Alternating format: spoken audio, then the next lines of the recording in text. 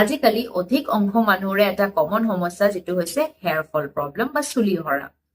মই আজি ভিডিঅ'টোত 5টা কমন প্ৰশ্নৰ বিষয়ে আলোচনা কৰিম যেটো মই পাই থাকো আৰু হয়তো আপোনাৰ মনতো আছে। তেন্তে ভিডিঅ'টো বেছি দেৰি নকৰি আৰম্ভ কৰো বলক। মোৰ নাম ডক্টৰ মানালী, এমডি ডাৰ্মাটলজিষ্ট, আপোনাৰ অসমবাসীৰ ডিজিটেল স্কিন ডক্টৰ। খুব কমন কোৱেশ্চন এটা যেটো মই পাই থাকো হেতু হৈছে ডক্টৰ মোৰ চুলি যেতিয়া ওয়াশ কৰো তেতিয়া খুব বেছিকে হৰা দেখা পাও। এটো কিহৰ কাৰণে হ'ব পাৰে?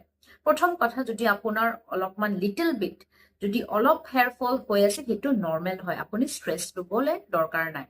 সেই হেয়াৰটো আপোনাৰ টেলোজেন হেয়াৰ বুলি কয়, হেতু কৰিব লগাই আছিলে।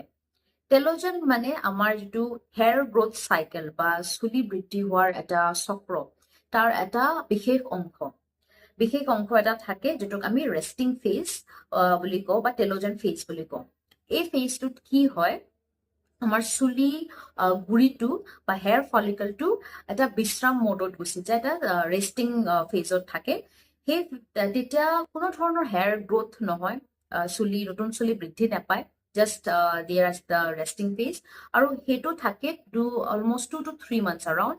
তাৰ পিছত লাহে লাহে সেই টেলোজেন হেয়াৰটো বা ৰেষ্টিং হেয়াৰ ফলিকলটো ওলাই আহে, ভৰি যায় আৰু নতুন চুলি বৃদ্ধি হ'বলৈ ষ্টাৰ্ট কৰে। কেতিয়াবা কি হয়, এই টেলোজেন হেয়াৰটো আমাৰ চুলিৰ মাজতে ভিতৰতে এনট্ৰেপড হৈ থাকি যায়, এনটেংগলড হৈ থাকি যায়, আৰু যেতিয়া আমি হেয়াৰ ওয়াশ কৰো, হেয়াৰ শ্যাম্পু কৰো, তেতিয়া হেতু লাহেকে ওলাই পৰে। দেখাত তেতিয়া লাগে যে বহুত বেছিকে চুলি সৰি আছে, বাট নো হেতু নৰ্মেল হ'ব পাৰে। আপোনাৰ যদি অলমোষ্ট 50 to 100 হেয়াৰ ফলো যদি হৈ আছে হেতু নৰ্মেল হ'ব পাৰে, বাট ইয়েছ তাতকে যদি ৰেগুলাৰলি আপোনাৰ বহুত বেছিকে হেয়াৰ ফল হৈ আছে তেতিয়াহ'লে এইটো টেলোজেন এফ্লুভিয়ামো হ'ব পাৰে, যেটো আপোনাৰ কিছুমান আন্ডাৰলাইন কণ্ডিশ্যনৰ কাৰণে হ'ব পাৰে। তেতিয়া আপুনি ডক্টৰৰ লগত দেখুৱাটো জৰুৰী। দ্বিতীয় কোৱেশ্চন হৈছে ডক্টৰ কি চেৰাম লগালে মোৰ চুলি গ্ৰোথটো ভাল হ'ব? পেপটাইড আপুনি ল'ব পাৰে, পেপটাইড সেৰাম ল'ব পাৰে য'ত থাকে ৰেডেনচিল, প্ৰকাপিল, এনাগেন এনেকুৱা ধৰণৰ ইনগ্ৰেডিয়েন্টছ থকা পেপটাইডছ আপুনি লগাব লাগে। দিনত দুবাৰকে লগাব আৰু আপ টু 3 to 4 months আপুনি লগাব লাগে। ইট মে লাষ্ট টিল লংগাৰ। আপোনাৰ একচুৱেলি ৰিজনটো কি হৈছে, আপোনাৰ কিমান চিভিয়াৰিটিটো সেইটো ডিপেণ্ড কৰি ডিউৰেশ্যনটো একচুৱেলি ডিপেণ্ড কৰে। বাট আপুনি চাওক, সেইটো লগাই পেলাই আপুনি নিশ্চয় কিমান ডিফাৰেঞ্চ নটিচ কৰিব। আৰু আপোনাৰ যদি বেছি মানে এগ্ৰেছিভ ট্ৰিটমেণ্ট দৰকাৰ হয় তেতিয়া একটা ডক্টৰৰ পৰামৰ্শ ল'ব লাগিব।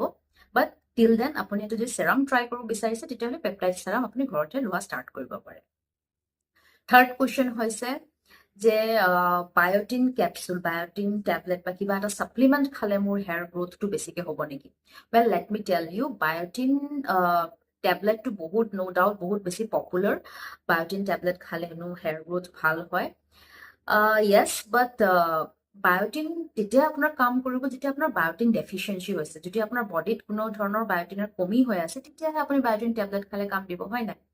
বাট বায়োটিন ডেফিচিয়েঞ্চিটো বহুত ৰেয়াৰ হয়। ইনফেক্ট আপোনাৰ হেয়াৰ ফলৰ মোষ্ট কমন কাৰণ হৈছে ভিটামিন ডি ডেফিচিয়েঞ্চি বা ভিটামিন B12 ডেফিচিয়েঞ্চি বা আইৰণৰ কমি।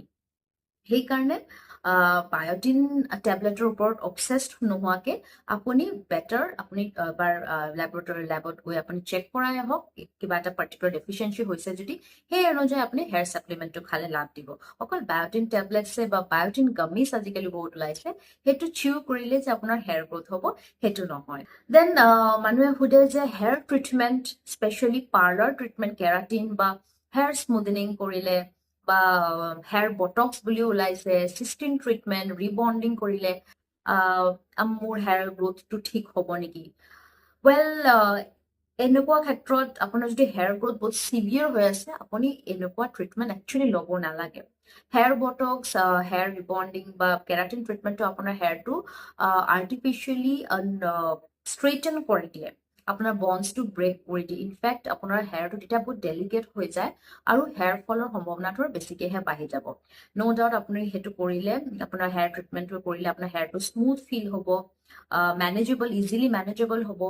আপুনি যদি চুলি ফণিয়াওতে যদি ভাঙে, তেনেকুৱা ধৰণৰ যদি আপোনাৰ হেয়াৰ ফল হৈ আছে তেতিয়া আপোনাৰ হেয়াৰ ব্ৰেকেজটো ৰখাব পাৰে, কিন্তু আপোনাৰ যদি চুলিৰ গুৰিৰ পৰা যদি আপোনাৰ চুলি ওলাই আছে এইবোৰ ট্ৰিটমেণ্ট কৰিলে বেছিকেহে আৰু চুলি সৰা ষ্টাৰ্ট হ'ব। আৰু কেৰাটিন আৰু হেয়াৰ বটক্সৰ ট্ৰিটমেণ্টৰ বিষয়ে মই এটা ভিডিঅ' বনাইছিলোঁ, আপুনি গৈ চাব পাৰে কোনটো বেটাৰ, কোনটো কৰাব লাগে আপুনি বা ডিফাৰেঞ্চটো কি, সেইটো আপুনি এবাৰ গৈ ভিডিঅ'টো চাব পাৰে, মই লিংকটো ডিছক্ৰিপশ্যনত দি দিম। আৰু এটা কমন কুৱেশ্যন হৈছে কি শ্বেম্পু লগালে মোৰ হেয়াৰ ফলটো কমিব, anti hair fall shampoo. Well, anti hair fall শ্বেম্পুৰ বিষয়ে যদি আপুনি জানিব বিচাৰে তেতিয়াহ'লে আপুনি কৰিব লাগিব মোৰ চেনেলটো ছাবস্ক্ৰাইব আৰু ৱেইট কৰিব লাগিব অকণমান মোৰ নেক্সট ভিডিঅ'টোৰ কাৰণে। টিল দেন আপুনি বেল আইকনটো বজাই দিয়ক, তেতিয়াহ'লে আপোনাৰ ওচৰত নটিফিকেশ্যন যাবগৈ। আৰু আপুনি যদি লাইক কৰিছে মোৰ ভিডিঅ'টো প্লিজ লাইক কৰিব, so' that I stay motivated to keep posting, আৰু মোৰ নিজৰ নতুন নতুন ভিডিঅ'জ বনাবলৈ মোৰ মটিভেট ফিল হয়, আৰু আপোনালোকৰ লগতে মই নতুন নতুন ভিডিঅ' শ্বেয়াৰ কৰিব পাৰোঁ। Anti hair fall shampoo, then my next video, part 2. Till then, stay safe, take care of your hair.